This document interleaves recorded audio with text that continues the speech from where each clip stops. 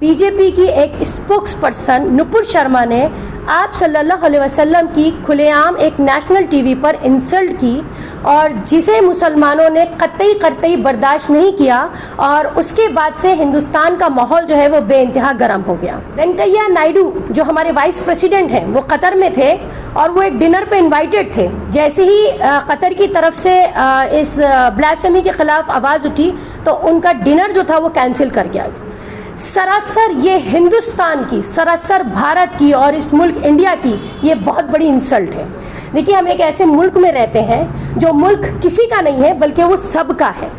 आज जिस तरीके से वायलेंस करा जा रहा है, जिस तरह से हेट्रेड फैलाई जा रही है और इंतहाई हो गई। अब तक ये हो रहा था कि मुसलमानों के घरों पे बुलडोजर चल रहे हैं, लिंचिंग हो रही है, मर्डर हो रहे हैं, यहाँ तक कि मुस्लिम लड़कियों को निशाना बनाया गया, उनके गैंग रेप भी हो रहे हैं, उनके साथ भगवा लव ट्रैप भी चलाया जा रहा है। काफ़ी चीज़ें थी जिसके ऊपर हम खामोश रहे, हमने शांति बनाए रखी, क्योंकि जितनी मोहब्बत मुसलमान अपने मुल्क से करता है कोई दूसरी कौम अब तक इसका सबूत नहीं देती। नुपुर शर्मा को उसकी की हुई ये ब्लास्फेमी की हरकत में अरेस्ट होना चाहिए और उसको सख्त से सख्त सजा होनी चाहिए, क्योंकि सिर्फ उसने एक कम्युनिटी को तकलीफ नहीं पहुंचाई है, पूरे मुल्क को, पूरी दुनिया के सामने शर्मिंदा किया है। इतनी शर्मिंदगी का हमको जो सामना करना पड़ा है, कायदे से बीजेपी गवर्नमेंट में बैठे हुए मोदी जी को फिल वक्त रिजाइन कर देना चाहिए। बहुत से अभी ऐसे लोग हैं जिन्हें हम गोबर भक्त भी कहते हैं, they are urine drinkers and shit eaters, कि वो साथ दे रहे हैं नुपुर शर्मा का, ये कह के कि कतई जो नुपुर शर्मा के साथ हो रहा है वो गलत है। और उससे क्या हो रहा है कि वायलेंस जो है वो थमने का नाम नहीं ले रहा। अब आप देखिए कि कानपुर में बहुत पीसफुल तरीके से हमारे लोग प्रोटेस्ट कर रहे थे। प्रोटेस्ट हमारा कॉन्स्टिट्यूशनल हक है, मरते दम तक हमसे ये कोई छीन नहीं सकता। किसी भी क्राइम के लिए कोई नया कानून नहीं बना। कानून बनता है तो किस चीज के लिए कि कपड़े हम कितने पहनेंगे, कानून बनता है तो इस चीज के लिए कि हम कितनी जोर से अल्लाहू अकबर बोलेंगे, कानून बनता है तो इस चीज के लिए कि हम अपनी प्लेट में क्या खाएंगे। शर्म आनी चाहिए बीजेपी गवर्नमेंट को, मुल्क को कहां लाके उन्होंने खड़ा कर दिया है। बहुत अफसोस होता है, हमारा दिल खून के आंसू रो रहा है और हमें तो ये समझ में नहीं आ रहा, जब हमारा प्रेजेंट इतना बर्बाद हो चुका है तो हमारा फ्यूचर क्या रह जाएगा। इस गवर्नमेंट को पावर से हटाना बहुत ज्यादा जरूरी हो गया है। ऐसी वल्चर गवर्नमेंट हमको नहीं चाहिए, कतई नहीं चाहिए। जब बाप दादा जो बैठे में है पावर में, वो सीधे सीधे पूरी एक कम्युनिटी को बगैर डरे, बगैर हिले हमारे हुजूर पाक सिस्टम के ऊपर ब्लास्फेमी कर सकते हैं, तो ये जब इनकी छोटी छोटी औलादें हैं, ये क्या हैं? ये राजा सिंह टाइप के लोग जो ये क्या हैं भाई? जाहिर सी बात है इनके बाप दादा तो दिल्ली में बैठे हुए, ये जो बच्चे आ गए हैं छोटे छोटे, इनको मौका मिल गया है। ये सब कुछ जो कुछ भी हो रहा है, चाहे वो ज्ञानवापी मस्जिद को ले लीजिए आप, चाहे वो आप अजमेर की दरगाह को ले लीजिए, ये लोग क्या है, ये खुद कोई रिलीजन में बिलीव करने वाले लोग नहीं है। चंद मुट्ठी भर ये आरएसएस, भगवादारी, बजरंग दल जो आज बीजेपी के थ्रू आके हमारी हुकूमत में बैठ गए हैं और इन्होंने मुल्क को पूरी तरीके से डोमिनेट कर लिया है। किस वजह से डोमिनेट कर लिया है कि इन्होंने जहनों को, जो कच्चे जहन है, आने वाली जो यंग जनरेशन है, उनके हाथ से पेन ले लिए और उनको तलवारें दे दी।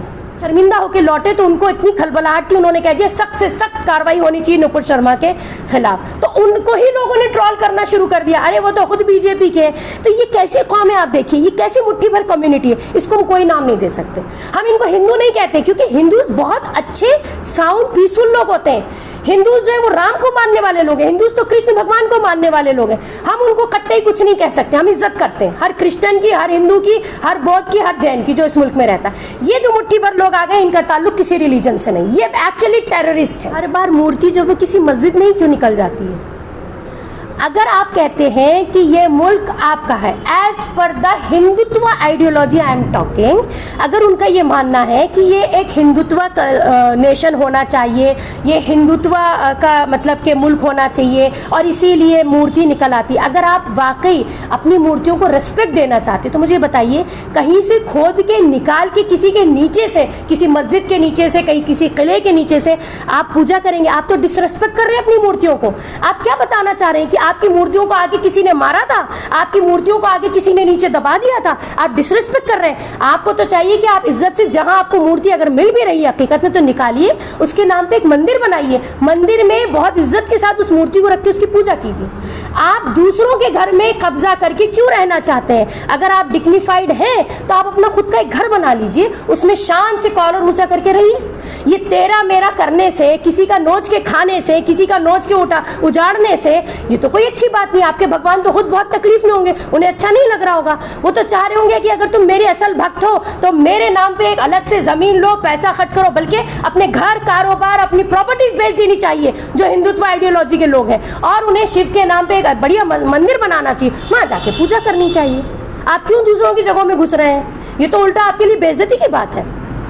नुपुर शर्मा, मैंने आपसे पहले ही कहा, जो उसको सपोर्ट कर रहे हैं, इनको हमने कहा ना, दे आर शिट ईटर्स, मतलब हम फेडअप हो गए हैं इन लोगों से। और ये ज़्यादा नहीं है, अभी आप देखिए एक ट्रेंड चला दिया, बायकॉट कतर एयरवेज। मुझे एक बात बताइए, जिन लोगों ने ट्रेंड चलाया, बाय गॉड, ये 1.5 लाख लोग जिन्होंने ट्विटर पे ट्वीट किया होगा, ये सारे सड़क छाप हैं, ये सारे रिक्शा पुलर्स हैं। इनको ये भी नहीं मालूम है कि ट्रेन में स्लीपर का टिकट लेके चढ़ना है।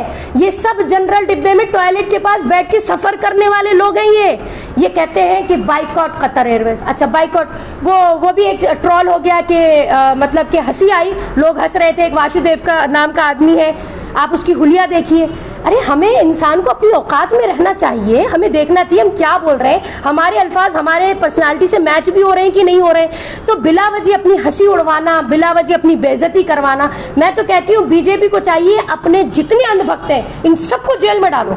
जितने ऐसे वल्चर चैनल्स चल रहे हैं और जो डिबेट करते हैं इन चैनल्स पे बैठ के, जाहिल, बिल्कुल इलिटरेट लोग, कोट पैंट पहन के बैठने से मुझे बताइए कि क्या आप बताएंगे कि कोई लिटरेट हो गया?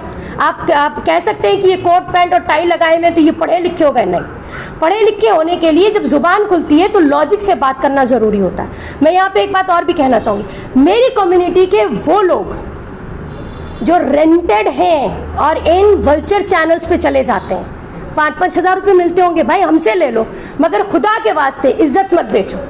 मैं ये मैसेज देना चाहूँगी क्लियरली कि जो लोग ऐसे चैनल्स पे, जो मालूम है कि कम्युनल चैनल है, हमें मालूम है कि उन्हें रेंट पे लेकर वायलेंस फैलाने का काम किया जा रहा है, उन चैनल्स पे हमारी कम्युनिटी के, हमारे से मतलब जो भी पढ़े लिखे लोग हैं, जो अपने आप को स्कॉलर कहते हैं, सो कॉल्ड स्कॉलर, वो जाके बैठ जाते हैं, वहाँ पे उनकी बेइज्जती होती है, उनको बोलने नहीं दिया जाता है। इस तरह की डिबेट से क्या होता है, क्योंकि हर घर में टीवी देखा जाता है, टीवी पे जब हम इस तरह के चैनल्स में डिबेट देखते हैं तो ये हेट्रेड फैलाने का काम हो रहा है, ये लोगों के माइंड को पोल्यूट करने का काम हो रहा है। तो मैं समझती हूँ कि सबसे पहले तो जो इंटेलेक्चुअल्स हैं उनको सबसे पहले बाइकआउट करना चाहिए इन वल्चर चैनल्स का, कि कतई वो नहीं जाएंगे, कोई डिबेट में वो पार्टिसिपेट नहीं करेंगे।